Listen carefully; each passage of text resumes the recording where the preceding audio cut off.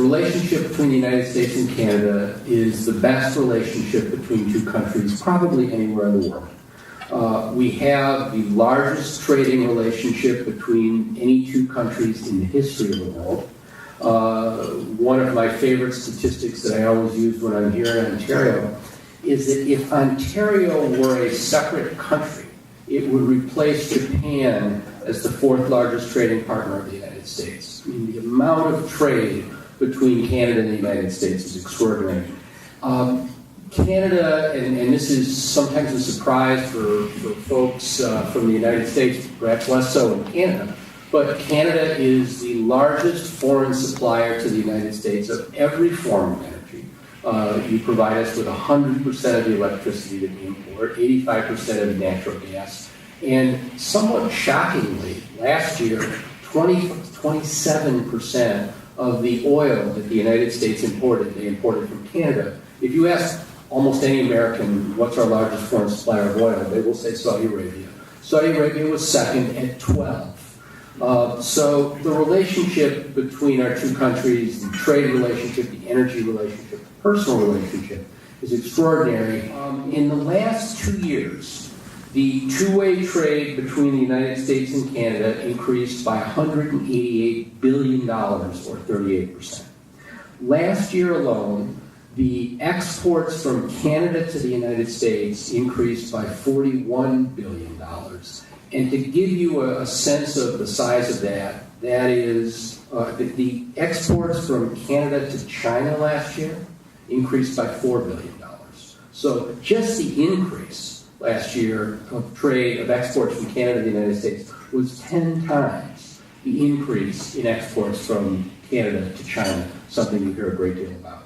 A few weeks ago, I did the craziest thing that I have ever done. I went with the Canadian Army to something called the Nijmegen March, which is in the Netherlands.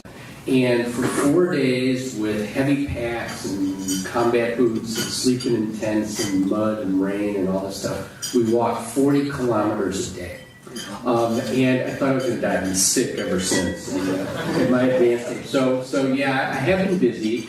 When I was talking about when I went on TV the first day and said I was going to go to, I should say I was in all 10 provinces in the first 2 months. And I had no idea what that meant when I said it. Is our brand new Consul General. I'm looking forward to working with him, and hopefully all of you will get to know him while he's here, and he's a great guy and a real asset to him. And what we're going to try to do is to rein in the so-called tyranny of small differences, these little differences that make it difficult for people to trade goods back and forth across the border because the standards in our two countries are different. And the best example I can give of this, a couple of you in this room I know have heard me tell the story, but I think it explains the problem, is because I am pathetic and eat the same thing for breakfast every single morning, Cheerios. You get where I'm going here. When I lived in the United States, back in Chicago, I ate Cheerios that were fortified in accordance with the recipe that is required by the United States government. And now that I live in Canada, I eat Cheerios that are fortified with the recipe that is required by the Canadian government. And if there's one thing I can assure everybody in this room, I am neither healthier nor cheerier in one country. I told the story the first time, and some guy raised his hand in the back of the room and said, well, like, which standard should we pick? And my answer was, I couldn't care less. And no, neither could anyone else. And what we're trying to do here is to find as many of these kinds of things and try to find them where it really makes a difference. In autos, in pharmaceuticals, in food safety. And try and make it so that the products that are manufactured on one side of the border can be used in the other. I suspect most of you did not know, for example, that deodorant in Canada is different from deodorant in the United States. And I suspect that when you go on a vacation in one country or the other and you have to buy deodorant in the drugstore, you're not thinking, oh my God, I'm going to die.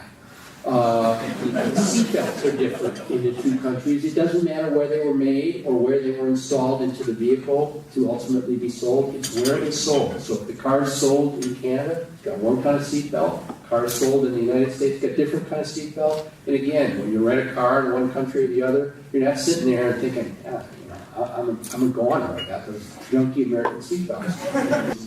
I want to give you two statistics that, to me, say a lot about the nature of the relationship between our two countries. The first is that there are these folks who every year, for many years, have done a survey in the United States of favorability by among the American people of various countries around the world. Do you like them? Do you not like them? Never heard of them? That kind of thing. And last year, Canada, which always finishes first, had a 96% approval rating among the American people. Now, I don't know where they found the other 4%, but a 96% approval rating, the highest any country has ever had in the history of the survey, which has been going on for a long time. The second statistic goes the other way. Last year, Canadians spent 44 million nights in Florida. So they must think we're okay. Ambassador, my name is Bob Bathgate. I'm with AmCham Canada. I want to compliment you on the hard work that you have done on behalf of Beyond the Borders in both business in Canada and the U.S. We see in the media Prime Minister Harper and President Obama, and rightly so.